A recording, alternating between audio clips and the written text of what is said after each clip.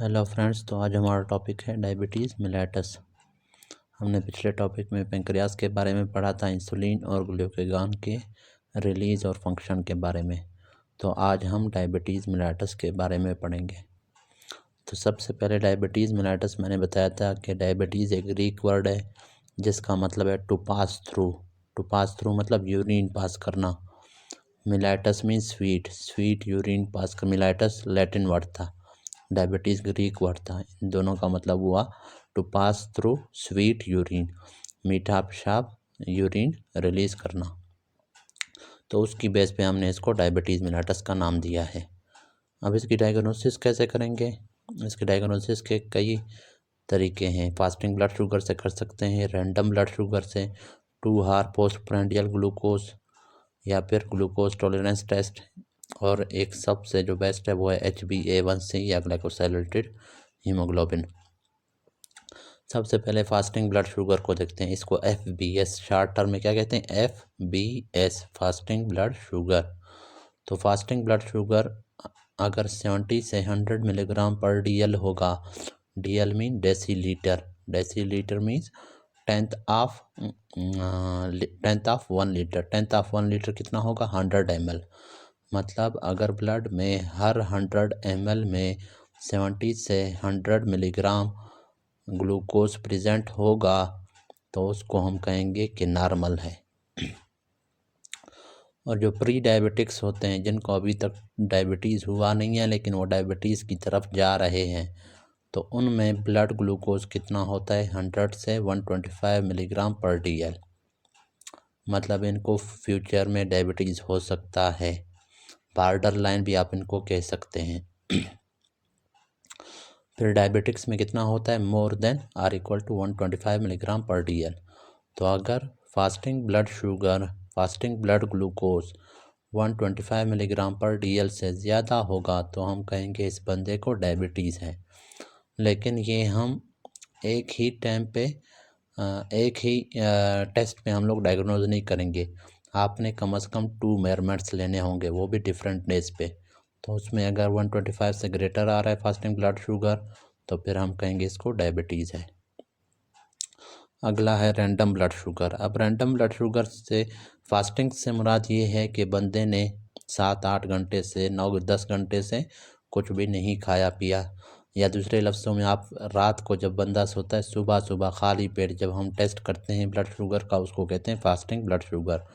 क्योंकि 7-8 घंटे का 9-10 घंटे का जो नाइट होता है उस दौरान ज़ाहिर है, तो उसके बाद अगर ब्लड शुगर होगा तो उसको फास्टिंग कहेंगे, क्योंकि उस दौरान 9-10 घंटे से बंदे ने कुछ नहीं खाया होता। फिर रैंडम ब्लड शुगर जो होता है, ये हम उसको कहते हैं जब बंदे ने खाना खाया दिन को, मतलब सुबह नाश्ता किए उसके जो है चंद घंटों बाद, या फिर जोहर को खाना खाया उसके चंद घंटों बाद, तो उसको फिर हम कहते हैं रैंडम ब्लड शुगर।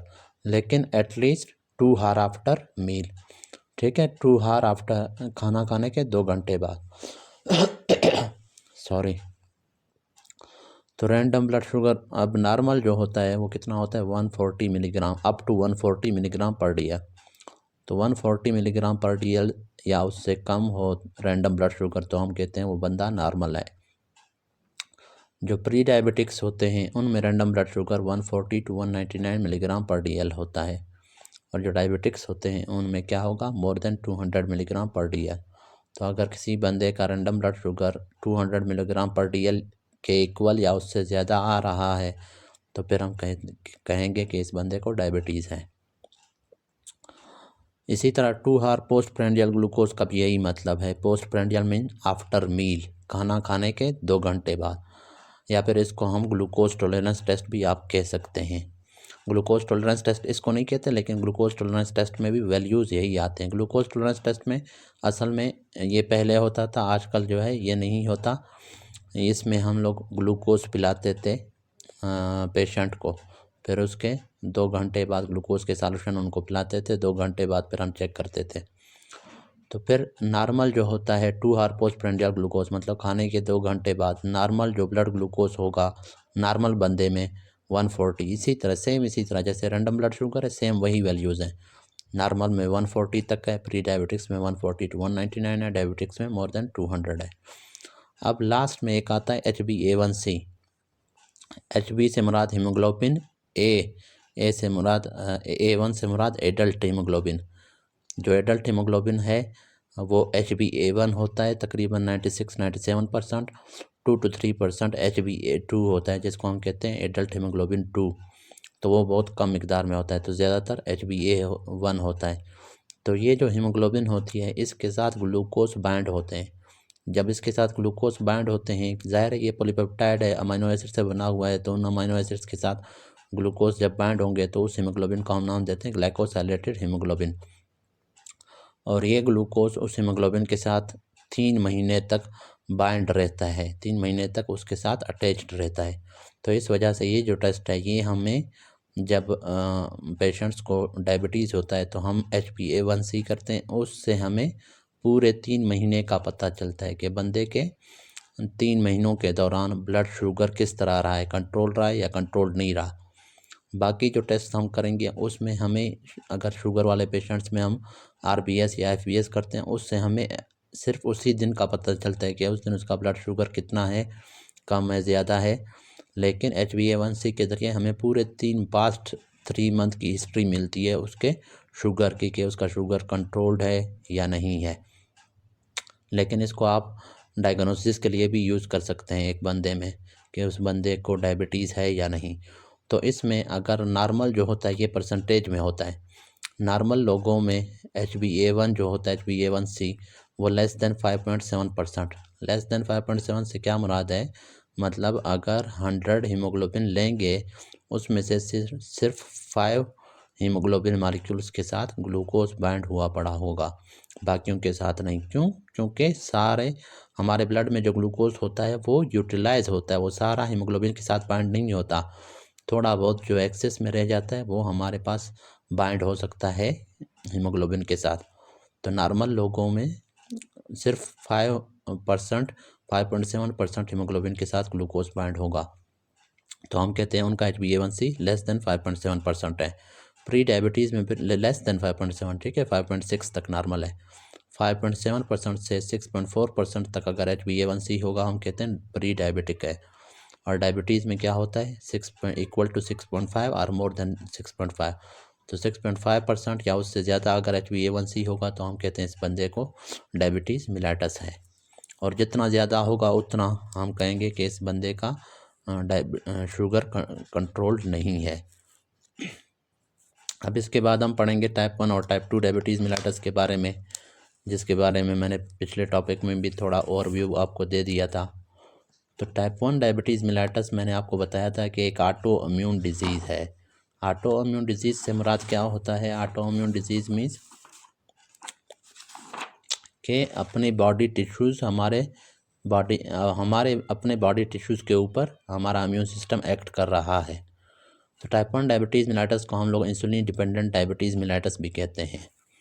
तो ये बिलीव किया जाता है कि एक अननोन वायरस होता है जिसका नाम भी अभी तक नहीं, साइंटिस्ट ने अभी तक उसको कोई नाम भी नहीं दिया हुआ, उनको पता ही नहीं है किस तरह का वायरस है, लेकिन इतना पता है कि एक वायरस है जो कि अटैक करता है हमारे बॉडी को, फिर हमारा बॉडी उसके अगेंस्ट क्या बनाता है, एंटीबॉडीज़, उस वायरस के एंटीजेंस के खिलाफ। अब वायरस के जो कुछ एंटीजेंस होते हैं वो हमारे बीटा सेल्स के जो एंटीजेंस हैं उससे मिलते जुलते होते हैं स्ट्रक्चर में, शेप में। तो जब हमारा बॉडी एंटीजन के खिलाफ, वायरस के एंटीजन के खिलाफ एंटीबॉडीज़ बनाता है तो वो वायरस के अगेंस्ट भी अटैक करते हैं, वायरस के ऊपर भी, लेकिन वो हमारे बीटा सेल्स के ऊपर भी अटैक करेंगे, जिसकी वजह से beta cell of pancreas destroy होंगे और फिर इंसुलिन प्रोडक्शन स्टॉप हो जाएगी या डिक्रीज हो जाएगी। So it is believed that unknown virus attacks our body, then our body make antibodies against virus antigen, and some of these viral antigens are similar to our beta cells antigens. So when these antibodies attack virus, at the same time they attack our beta cells and destroy them. That's why we say it is an autoimmune disease. तो इसी वजह से हम कहते हैं auto immune disease, मतलब हमारा अपना इम्यून सिस्टम हमारे अपने बॉडी टिश्यूज़ के ऊपर अटैक कर रहा है। And because beta cells are destroyed as a result, और बीटा सेल्स जब डिस्ट्रॉय हो जाते हैं तो उसके नतीजे में डिक्रीज इंसुलिन प्रोडक्शन होगा, और इसी वजह से इसको हम फिर नाम दे रहे होते हैं इंसुलिन डिपेंडेंट डायबिटीज़ मिलेटस। मतलब ये जो डायबिटीज़ मेलाइटस है इंसुलिन पे डिपेंड कर रहा है, मतलब इंसुलिन प्रोडक्शन इसमें डिक्रीज हो गया है, इंसुलिन प्रोडक्शन इसमें स्टॉप हो गया है। और ये होता कब है? यंग एज में होता है। It's main and initial treatment पर इंसुलिन होती है, क्योंकि इंसुलिन प्रोड्यूस ही नहीं हो रही, बीटा सेल्स डिस्ट्रॉय हैं, इस वजह से इसका जो इनिशियल ट्रीटमेंट भी होता है वो इंसुलिन के इंजेक्शंस लगवाते हैं। फिर हमारे पास एक आता है टाइप 2 डायबिटीज़ मेलाइटस। अब जो टाइप 2 डायबिटीज़ मेलाइटस है उसको हम कहते हैं non insulin dependent diabetes mellitus. ये असल में क्या होता है? ये एक मेटाबॉलिक सिंड्रोम है। मेटाबॉलिक सिंड्रोम से मुराद, सिंड्रोम का मतलब होता है डिफरेंट सिम्टम्स या डिफरेंट साइंस। तो बहुत सारे साइंस या सिम्टम्स जब एक जगह कलेक्ट हो जाएं उसको हम सिंड्रोम्स कह रहे होते हैं। इसी तरह डिजीज़ कुछ होते हैं, जब बहुत सारे डिजीज़ या कंडीशंस इकट्ठे हो जाएं उसको भी हम सिंड्रोम्स कह रहे होते हैं। जैसे एड्स है, एक्वायर्ड अमीनो डिफिशिएंसी सिंड्रोम। तो ये भी एक मेटाबॉलिक सिंड्रोम है। मतलब मेटाबॉलिज्म में मुख्तलिफ मेटाबॉलिक डिसऑर्डर्स इंसान के बॉडी में प्रेजेंट होते हैं। किस तरह से? ये अक्सर यूजुअली इन ओबीस, मोटे बंदों में होता है। तो जब मोटे बंदों में होता है, मोटे बंदों में क्या क्या होगा? मेटाबॉलिक सिंड्रोम का मतलब क्या होता है कि इंक्रीज ट्राइग्लिसराइड्स, चर्बी ज़्यादा होता है। HDL जो कि जिसको हम गुड कोलेस्ट्रॉल कहते हैं, हैवी डेंसिटी लिपोप्रोटीन, तो वो गुड कोलेस्ट्रॉल होता है, हमारे बॉडी के लिए अच्छा होता है, तो वो इनमें डिक्रीज हुआ होता है। इसके अलावा इनमें ब्लड ग्लूकोज भी हाई होता है एंड देयर में भी हाई BP, और इनमें हाई BP भी मे बी और मे नॉट भी हो सकता है। तो ये सारे सिम्टम्स जब एक ही बंदे में होंगे तो हम लोग कहते हैं उस बंदे को क्या है? मेटाबॉलिक सिंड्रोम है। तो ऐसे बंदों में फिर क्या होता है? इंक्रीज्ड इंसुलिन रेजिस्टेंस होता है। These are leads to increased insulin resistance. मतलब इंसुलिन उनके अंदर प्रोड्यूस तो हो रहा है लेकिन वो सेल्स के ऊपर एक्ट नहीं कर पा रहा। सेल्स के ऊपर जो रिसेप्टर हैं वो नॉन सेंसिटिव हैं टुवर्ड्स इंसुलिन, जिसकी वजह से ब्लड ग्लूकोज इंटर नहीं होगा सेल्स में और ब्लड ग्लूकोज बढ़ जाएगा और बंदे को टाइप 2 डायबिटीज़ मेलाइटस हो जाएगी। लेकिन स्टार्ट में क्या होगा? हमारे बॉडी को ये पता नहीं है कि इंसुलिन, हमारा बॉडी ये समझता है कि इंसुलिन प्रोड्यूस नहीं हो रहा। हमारा बॉडी जब सेंस करता है हमारी बॉडी के ब्लड में ग्लूकोज ज़्यादा है तो उसे ये लग रहा होता है कि इंसुलिन प्रोड्यूस नहीं हो रहा, तो वो इंसुलिन प्रोडक्शन को इंक्रीज़ कर देता है। तो ये इनिशियल रिस्पॉन्स होता है। So initial response will be increase insulin production in order to decrease blood glucose. तो पहला जो रिस्पॉन्स होता है, हमारी बॉडी को लगता है कि ब्लड ग्लूकोज इस वजह से ज़्यादा है क्योंकि इंसुलिन प्रोड्यूस नहीं हो रहा, तो वो इंसुलिन प्रोडक्शन को इंक्रीज़ करता है सॉरी, ताकि ब्लड ग्लूकोज डिक्रीज़ हो सके। लेकिन वक्त के साथ साथ इंसुलिन प्रोडक्शन शुरू में बढ़ता जाता है। उसकी वजह से बीटा सेल्स के ऊपर क्या होता है? ओवरलोड होता है। और अभी मैंने आपको स्टार्ट में बताया था कि जब भी इंसुलिन रिलीज़ होता है बीटा सेल्स से, उसके साथ एक और पॉलीपेप्टाइड रिलीज़ होता है जिसको हम अमाइलिन कहते हैं।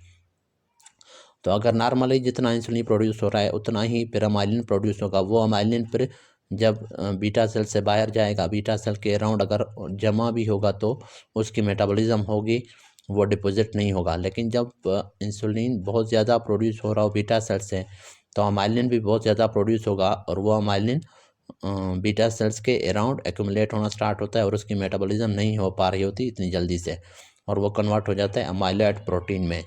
तो वो अमाइलॉइड डिपोजिशन भी अराउंड बीटा सेल्स एक्यूमुलेट हो जाएंगे।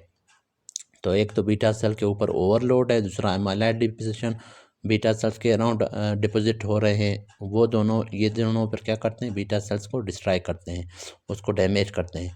तो will result in damage to beta cells. और फिर क्या होगा? And then insulin production will decrease. तो शुरू में इंसुलिन प्रोडक्शन इंक्रीज हुआ था लेकिन फिर बाद में इंसुलिन प्रोडक्शन डिक्रीज हो जाएगी due to damage to beta cells है। As a result hyperglycemia will get worse, जिसकी वजह से हाइपरग्लाइसीमिया और बढ़ता जाएगा। फिर हमारे पास डायबिटीज़ मेलाइटस के कॉम्प्लिकेशंस होते हैं, एक्यूट कॉम्प्लिकेशंस भी होते हैं, क्रोनिक भी।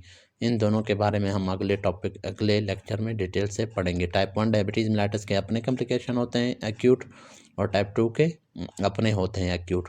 लेकिन जो क्रोनिक कॉम्प्लिकेशन होते हैं वो दोनों में सेम होते हैं। तो ये हम पढ़ेंगे नेक्स्ट लेक्चर में।